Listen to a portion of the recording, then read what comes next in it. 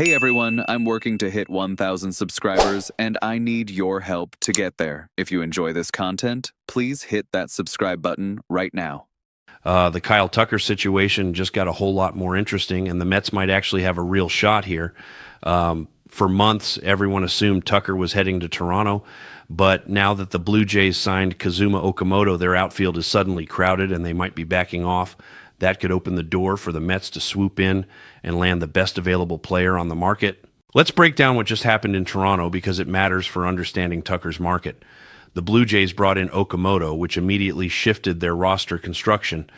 Addison Barger moves from third base to right field. Anthony Santander, who they invested serious money in last offseason, is still in left field. Dalton Varsho is in center. George Springer becomes the full-time DH. You've got Ernie Clement potentially playing every day at second base, depending on whether Bo Bichette comes back. Nathan Lukes and David Schneider are bench pieces. Suddenly you look at that roster and wonder where Kyle Tucker even fits unless they're planning to move multiple guys around or DH him regularly, which defeats the purpose of paying premium money for an outfielder. Ben Nicholson-Smith, who covers the Blue Jays, said they'll continue checking in on both Bichette and Tucker, and if either falls to them at the right price, they might jump back in.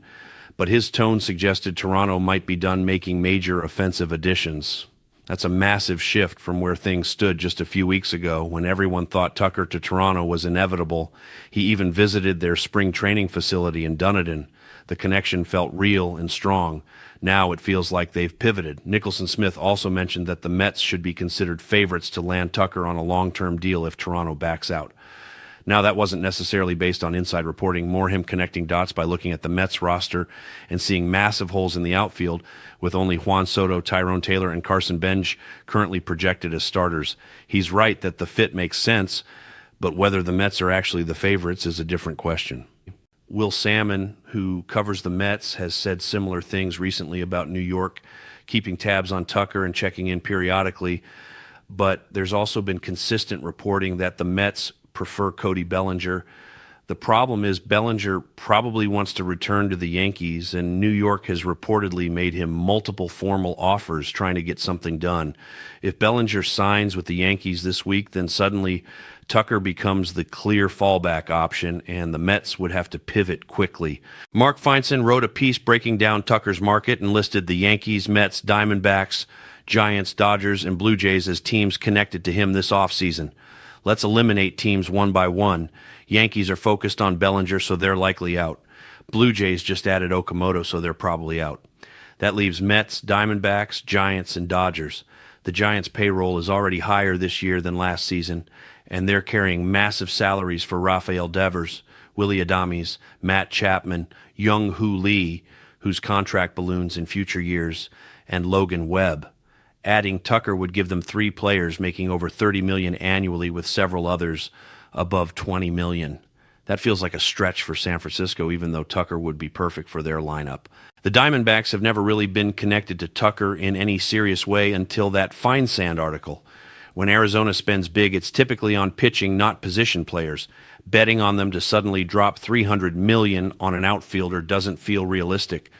That leaves the Mets and Dodgers as the 2 most logical landing spots if Tucker's market comes down to a bidding war on a shorter-term deal. Here's where contract structure gets interesting. Tucker is no longer looking at $400 million. That ship sailed. At best, he's getting $300 million, and realistically, it might be significantly less than that depending on structure.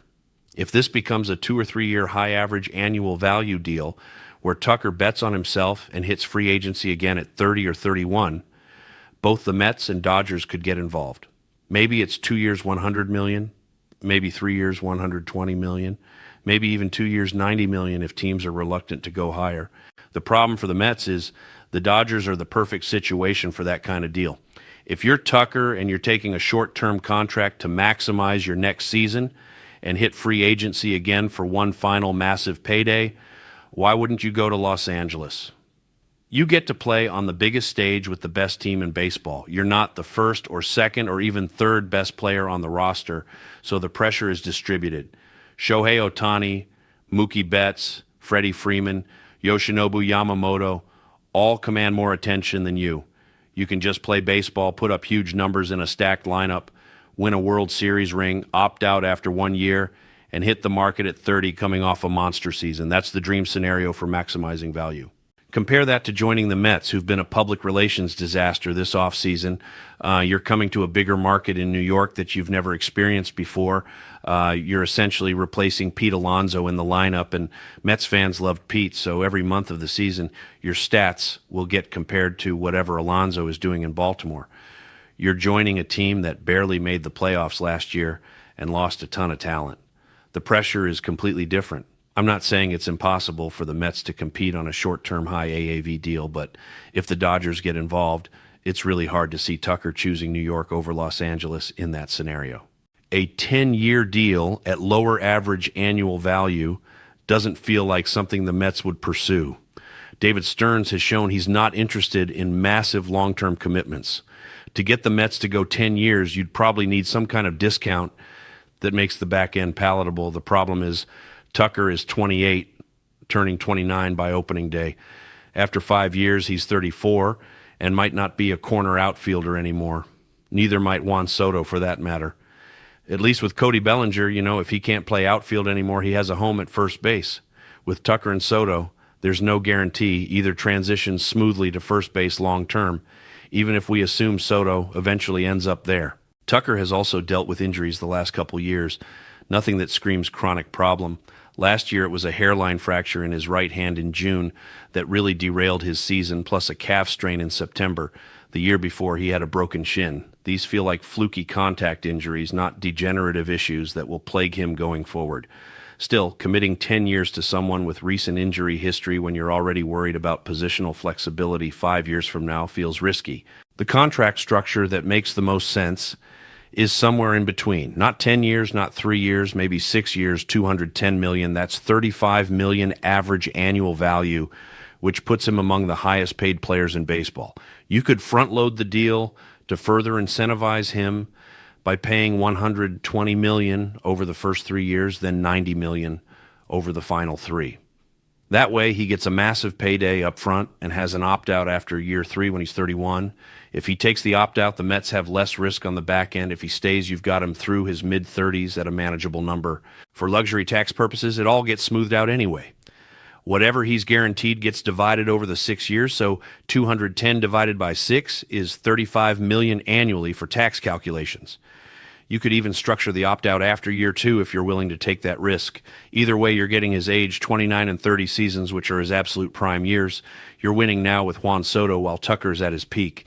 If he opts out after 2 or 3 years, you clear a massive contract off the books right when some of your young players hit arbitration or free agency.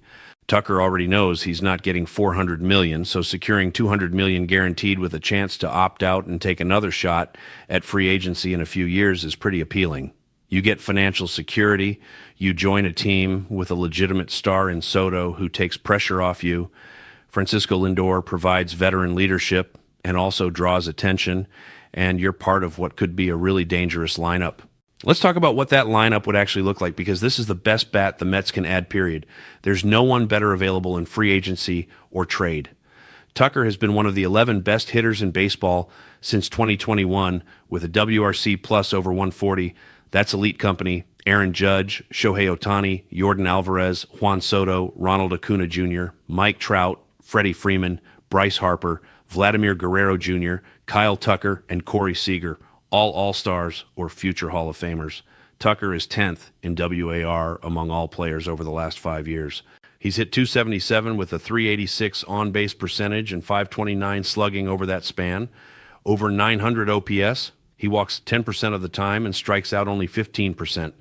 Last season, his strikeout rate and walk rate were nearly identical. Having Lindor, Soto, and Tucker at the top of your lineup means you're wearing out opposing pitchers from the first inning. That's an elite 1 through 3 that matches up with anyone in baseball. Tucker protects Soto just as well as Pete Alonso did. He's not the slugger Pete is and won't hit as many home runs or drive in quite as many runs, but he's a better overall hitter who gives you more consistent quality at-bats. Behind those 3, you'd have Simeon Polano at first, or DH with Mark Vientos filling the other spot, Brett Beatty at third, Jesse Alvarez catching, Marcus Semien at second, and Carson Bench in center. If Benji isn't ready, Tyrone Taylor starts with Luisangel Acuna and Jose Trevino on the bench. That's a legitimately good lineup, even if you still need one more right-handed bat off the bench since Tucker's left-handed. There's merit to the idea that Cody Bellinger is a better positional fit given the Mets' emphasis on defense. Bellinger is clearly an elite defensive corner outfielder who can also play center and first base.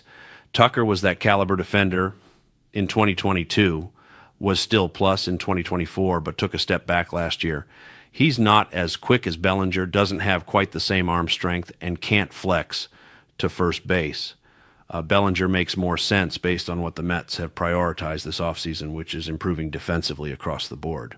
But let's not pretend Bellinger is the better player. He's not. Kyle Tucker is a top 10 hitter in baseball. Bellinger is nowhere close to that. The Mets lost a ton of offensive production moving on from Alonso, McNeil, and Nimmo while bringing in Marcus Semien, who hasn't been an above-average hitter the last couple years. You're hoping for a bounce back, but his value is primarily defensive.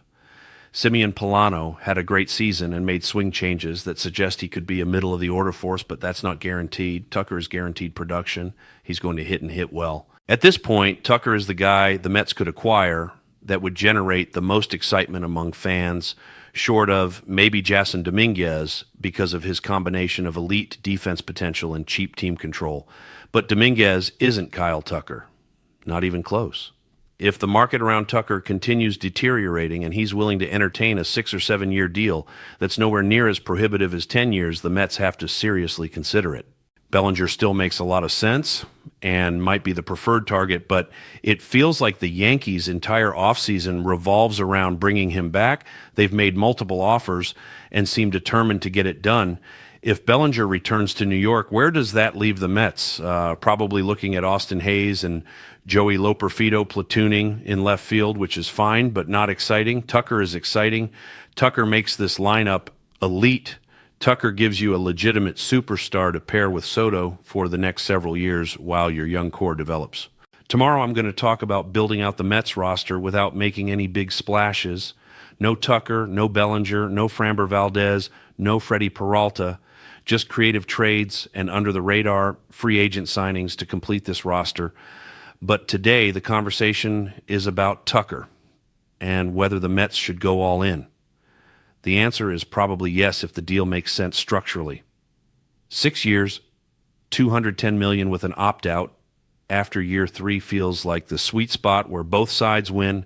Tucker gets financial security and another bite at free agency. The Mets get his prime without destroying their long-term flexibility. If Toronto is truly out and the market comes down to Mets versus Dodgers on a reasonable structure, this is the move that could define the offseason.